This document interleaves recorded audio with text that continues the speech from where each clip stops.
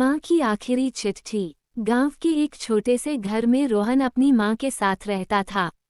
बचपन से ही उसकी माँ ने उसे अकेले पाला था।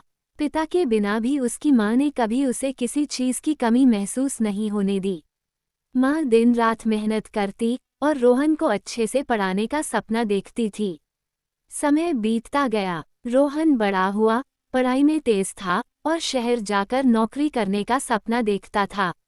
माँ की गोद से निकलकर वो ऊंची उड़ान भरना चाहता था।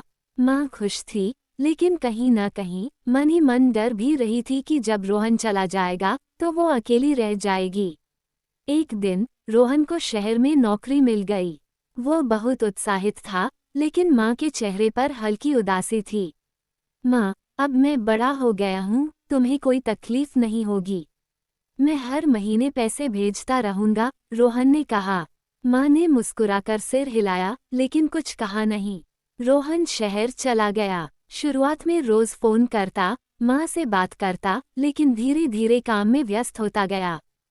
फोन कॉल्स कम हो गए, फिर कभी कभी हफ्तों बीत जाते और रोहन का कोई संदेश नहीं आता। माँ हर रोज दरवाजे की ओर देखती, बेटे के आने का इंतजार करती, लेकिन वो नहीं आता। समय बीतता गया। एक दिन रोहन को उसके पड़ोसी का फोन आया। रोहन बेटा, तुम्हारी माँ अब इस दुनिया में नहीं रही। रोहन के पैरों तले जमीन खिसक गई। उसे यकीन नहीं हुआ कि जिसे वह हमेशा अपने साथ समझता था, वो अब नहीं रही। वह दौड़ता हुआ गांव पहुंचा। माँ का चेहरा शांत था, मानो वो अब भी उसके इंतजार में थी। रोहन की आंखों से आंसू गिरने लगे। पास ही माँ की अलमारी में एक चिट्ठी रखी थी। कांपते हाथों से उसने उसे खोला।